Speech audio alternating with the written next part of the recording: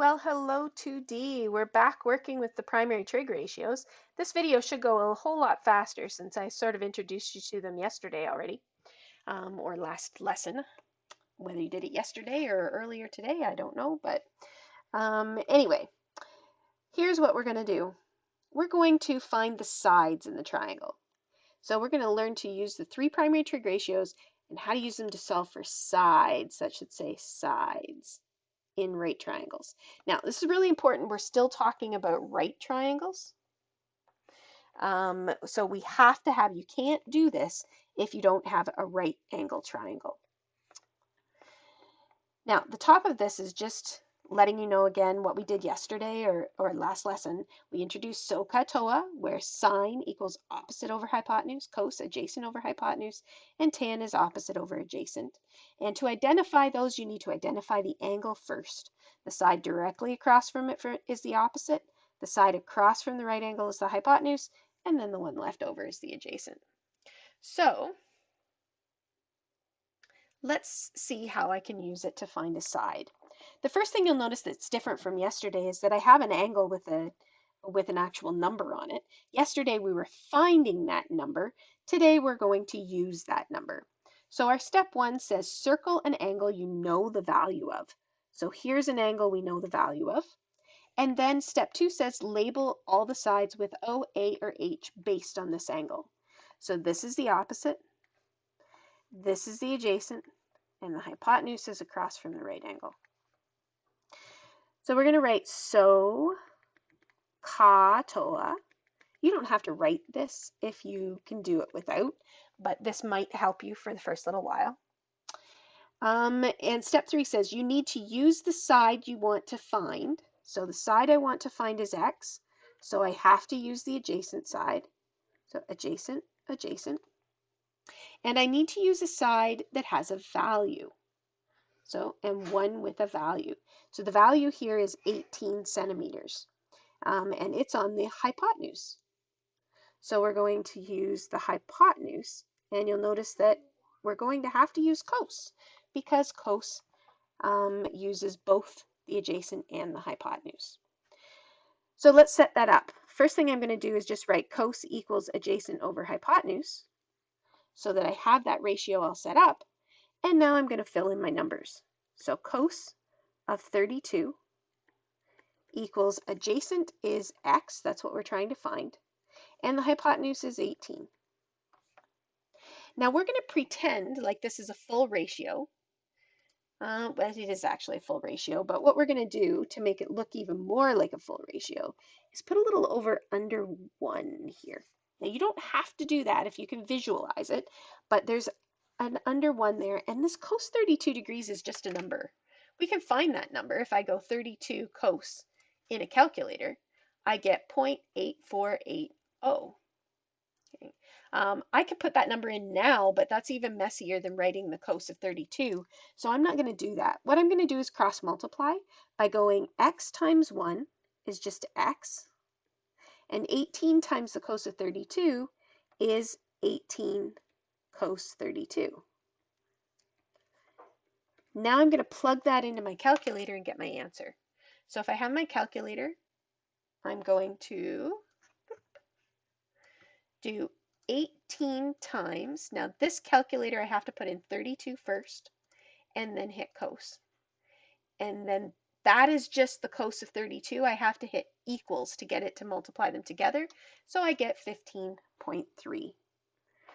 15.3, and we were measuring in centimeters, so I'm going to put centimeters.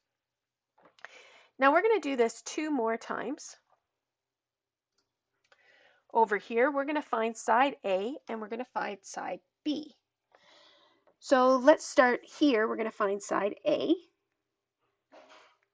And I'm just going to write SOHCAHTOA here. And I'm going to circle 26 degrees. And I'm going to say that this is the opposite, this is the adjacent, and across from the right angle is the hypotenuse. And now we have to use the angle we're trying to find. So we're trying to, or not the angle, sorry, the side we're trying to find. And the side we're trying to find is A.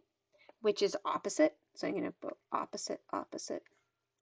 And we have to use a side with a number on it, which in this case is the adjacent side. So adjacent, adjacent, which looks like TOA it is. So I'm going to write tan equals opposite over adjacent. And now I'm going to fill in my numbers. Tan of 26 degrees equals opposite is our side A, and adjacent is 12. And then we're going to pretend like there's a little number 1 underneath here.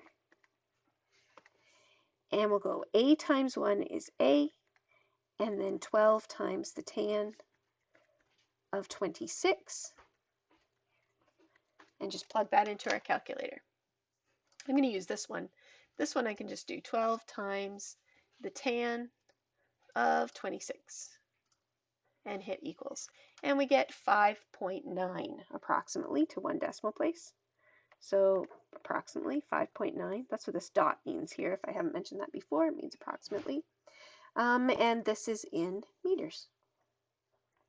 Now to do the other side, to find B, which is the hypotenuse, I'm going to write so ka toa. Now we want to use the side that we're finding, which is the hypotenuse. So I'm going to go and put a dot underneath the hypotenuse.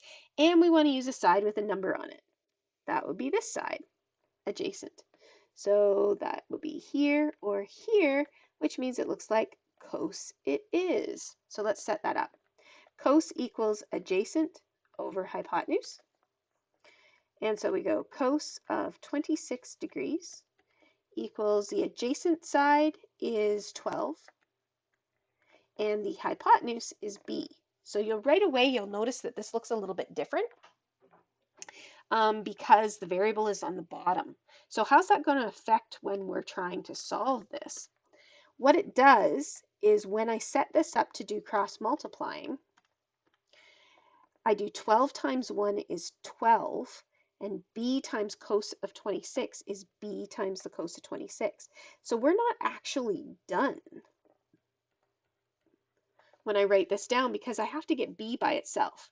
Now B is multiplying the cos of 26, so to get rid of it, we're going to divide. Now I've run out of room, so I'm going to go up here. So B is going to equal 12 divided by the cos of 26.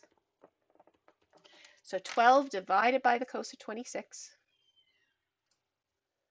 12 divided by this one, I have to put in 26 before I hit cos and then hit equals. It's going to give me 13.4. You need to figure out which way your calculator goes. I'm switching back and forth between the two types of calculators just so that everybody sees the way their calculator works once or twice. And this is, of course, in meters. Okay, so just a little thing to remember here. It says, note, if you set up a ratio and the variable is on top, you are going to multiply to find the variable. So here, the variable was on top, and so we multiply to figure out what that variable is. Here, when we first set it up, the variable's on the bottom. So in our last step, we divided to figure out where the variable is. So that's just a quick little shortcut to remember that that's what you're going to be doing. Now, also note, once you find the first side, you could use the two sides that you have now in the Pythagorean theorem. There's nothing stopping you from that. I didn't have to find B side this way.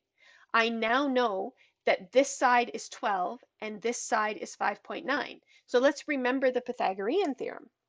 The Pythagorean theorem says that c squared equals a squared plus b squared.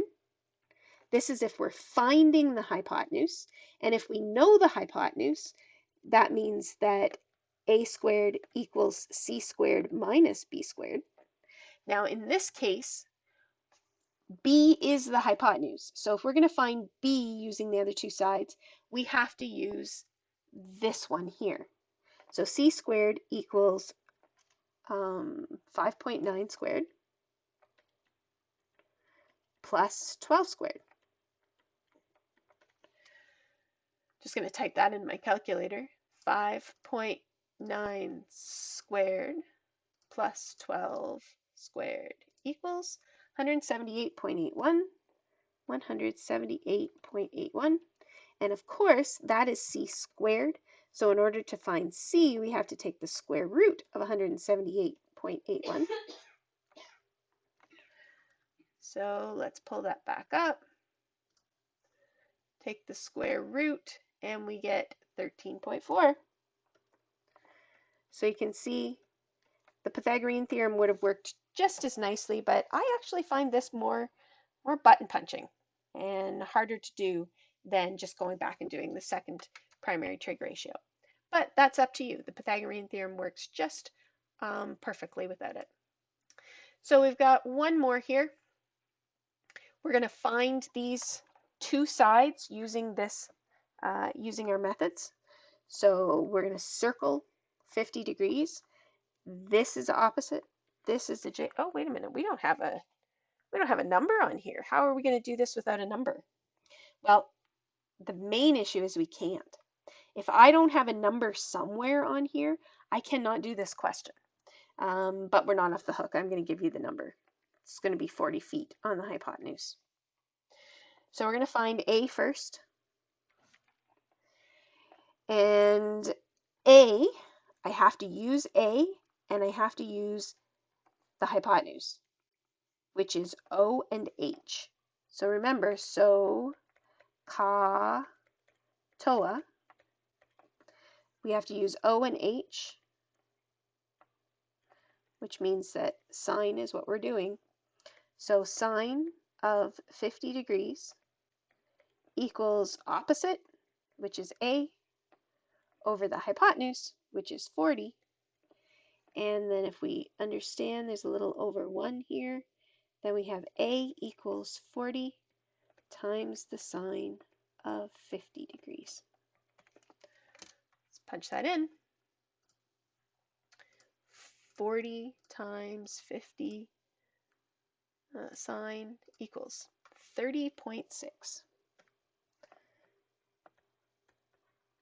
And this is in feet. Now we'll do the other one. We have to find the adjacent, and we still have the hypotenuse, which means that it's cos. Adjacent and hypotenuse is cos. So cos equals adjacent over hypotenuse, which equals cos 50 degrees, which is B over 40. And then there's an understood little over 1 here, so when we cross multiply, B equals 40 times the cos of 50 degrees. Pull up our calculator. 40 times 50 cos equals 25.7. 25.7, and this is in feet as well. And that is that. Give your homework a try.